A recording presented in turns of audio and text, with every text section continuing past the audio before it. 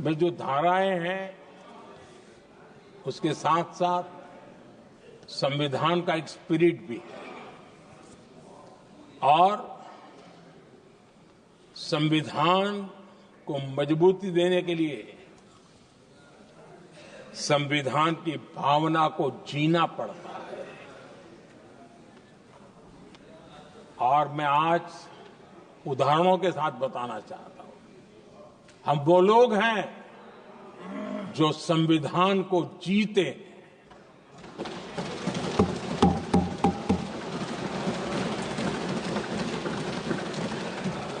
आदरणीय अध्यक्ष महोदय, हमारे यहां ये बात सही है, परंपरा है कि राष्ट्रपति जी जब उद्बोधन करते हैं तो उस सरकार के उस साल के कार्यकाल का ब्यौरा देते हैं।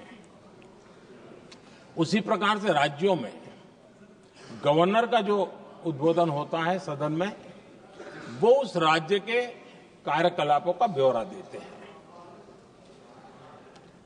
संविधान और लोकतंत्र का स्पिरिट क्या होता है?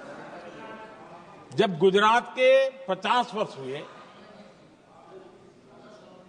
गोल्डन जुबली ईयर मना रहे थे और सद्भाग्य से मुझे उस समय मुख्यमंत्री के रूप में सेवारत था मैं, तो हमने एक महत्वपूर्ण निर्णय किया। हमने किया इस गोल्डन जुबली ईयर में पिछले 50 वर्ष में सदन में जितने भी गवर्नर के भाषण हुए हैं, मतलब उस समय की सरकारों का ही वाहवाही उसमें होती है, हमने कहा कि उन 50 साल में जितने भी गवर्नर के भाषण हुए हैं सबको ही एक पुस्तक के रूप में तैयार किया जाए, ग्रंथ बनाया जाए और आज सभी लाइब्रेरीज में वो ग्रंथ अवेलेबल है। मैं तो बीजेपी वाला था, गुजरात में तो ज्यादातर कांग्रेस की सरकारें रही थी, उन सरकारों के गवर्नर के भाषण थे, लेकिन उसको भी प्रसिद्ध कराने का काम भाजपा से बना एक मुख्यमंत्री कर रहा था। क्यों? हम संविधान को जीना जानते हैं, हम संविधान को समर्पित हैं, हम संविधान के स्पिरिट को समझते हैं। आदरणीय अध्यक्ष जी, आप जानते हैं 2014 में जब हम आए तब मान्य विपक्ष नहीं था, रिकॉग्नाइज्ड अपोजिशन पार्टी नहीं थी, उतने अंक भी लेकर के कोई नहीं आए थे। भारत के अनेक कानून ऐसे थे कि हमें पूरी स्वतंत्रता थी उस कानून के हिसाब से काम करने की। अनेक कमेटियां ऐसी थी जिसमें लिखा था लीडर्स ऑफ अपोजिशन उसमें आएंगे, लेकिन अपोजिशन था ही नहीं, रिकॉग्नाइज्ड अपोजिशन नहीं था। ये हमारा संविधान जीने का स्वभाव था, ये हमारा संविधान का स्पिरिट था, ये हमारी लोकतंत्र की मर्यादाओं का पालन करने का इरादा था। हमने तय किया कि भले मान्य विपक्ष नहीं होगा, रिकॉग्नाइज्ड अपोजिशन नहीं होगा, लेकिन जो सबसे बड़े दल का सब नेता है उसको मीटिंगों में बुलाएंगे। ये लोकतंत्र का स्पिरिट होता है, तब होता है।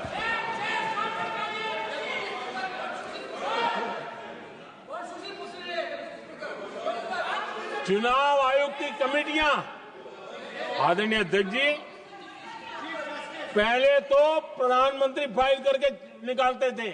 ये हम हैं जिसने ऑपोजिशन के लीडर को भी उस कमेटी में बिठाया है।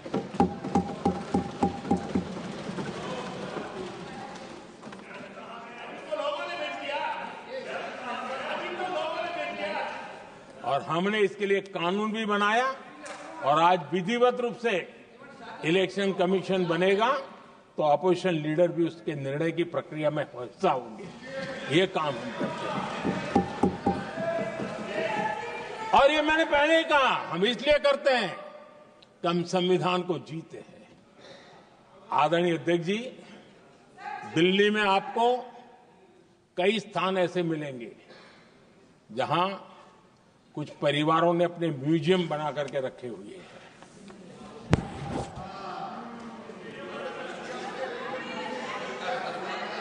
जनता जनार्दन के पैसों से काम हो रहा है। लोकतंत्र का स्पिरिट क्या होता है, संविधान को जीना किसको कहते हैं। हमने पीएम म्यूजियम बनाया और देश के पहले से लेकर के मेरे पूर्व तक के सभी प्रधानमंत्रियों के जीवन को और उनके कार्य को उस पीएम म्यूजियम बनाया गया है। और मैं तो चाहूंगा कि पीएम म्यूजियम में जो जो महापुरुष हैं उनके परिवारजनों ने समय निकाल करके उस म्यूजियम को देखना चाहिए और उसमें कुछ जोड़ने के लगता है तो सरकार का ध्यान आकर्षित करना चाहिए ताकि वो म्यूजियम समृद्ध हो और देश के बालकों को प्रेरणा दे। ये होता है संविधान की भावना। अपने लिए तो सब करते हैं, खुद के लिए जीने वालों की जमात बहुत छोटी नहीं है। संविधान के लिए जीने वाले यहां बैठे हैं।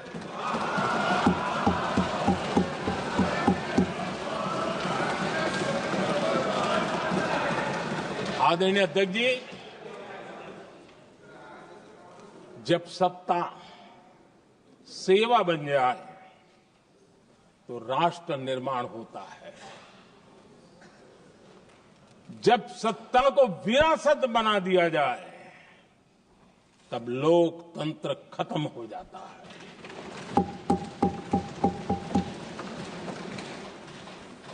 आदरणीय अध्यक्ष जी, हम संविधान की भावना को लेकर के चलते हैं।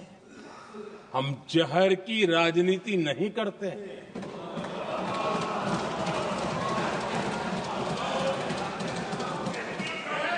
हम देश की एकता को सर्वोपरि रखते हैं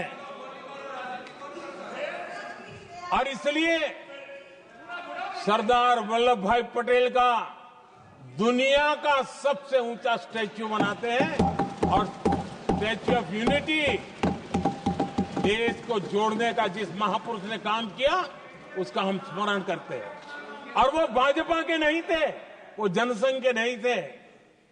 हम संविधान को जीते हैं, इसलिए इस सोच से आगे बढ़ते हैं।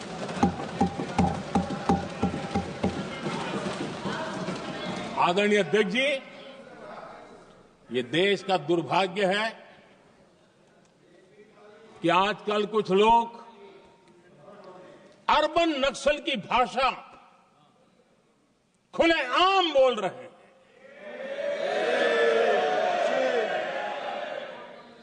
और अर्बन नक्सल जिन बातों को बोलते हैं, इंडियन स्टेट के सामने मोर्चा लेना, ये अर्बन नक्सल की भाषा बोलने वाले इंडियन स्टेट के खिलाफ लड़ाई की घोषणा करने वाले न संविधान को समझ सकते हैं, न देश की एकता को समझ सकते हैं।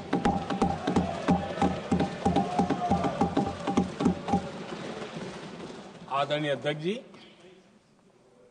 7 दशक तक जम्मू एंड कश्मीर और लद्दाख उसे संविधान के अधिकारों से वंचित रखा गया।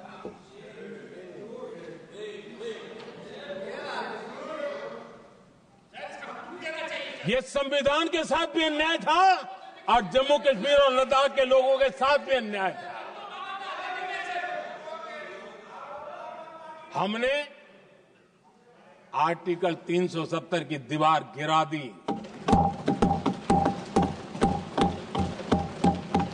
अब जम्मू कश्मीर और लद्दाख के उन राज्यों को,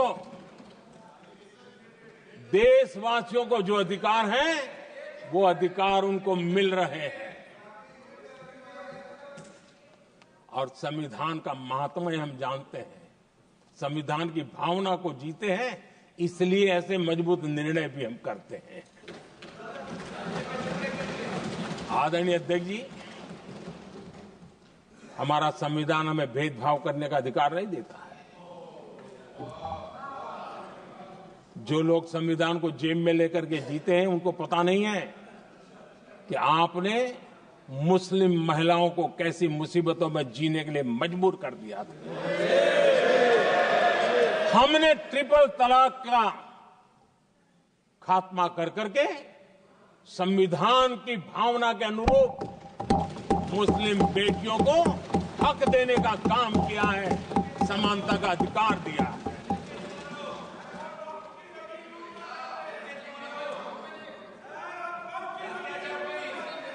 जब भी देश में एनडीए की सरकार रही है, हमने एक लंबे विजन के साथ काम किया है। पता नहीं देश को बांटने के लिए किस किस प्रकार की भाषाओं का प्रयोग किया जा रहा है। हताशा, निराशा पता नहीं उनको कहां तक ले जाएगी, लेकिन हमारी सोच कैसी है, एनडीए के साथी मिलकर के किस दिशा में सोचते हैं। हमारे लिए जो पीछे है, जो आखिरी है, और महात्मा गांधी जी ने जो कहा था उसकी तरफ हमारा ध्यान ज्यादा है। और उसी का परिणाम है कि अगर हम मंत्रालयों की रचना करते हैं तो भी मंत्रालय कौन सा बनाते हैं, पूर्वोत्तर के लिए अलग मंत्रालय बनाते हैं।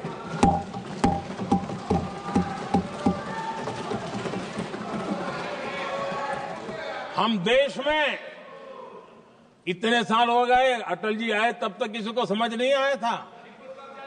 भाषण तो देते रहते हैं, आदिवासियों के लिए अलग मंत्रालय एनडीए ने बनाया। आदरणीय अध्यक्ष जी, हमारे दक्षिण के राज्य समुद्री तट से जुड़े हैं, हमारे पूर्व के कई राज्य समुद्री तट से जुड़े हैं। वहां के समाज में फिशरीज का काम और फिशरमैन की संख्या बहुत बड़ी तादाद में है, उनका भी ख्याल रखना चाहिए।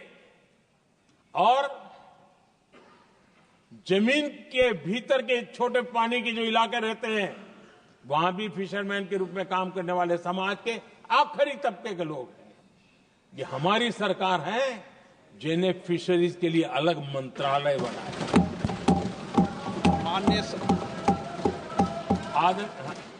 माननीय सदस्यों,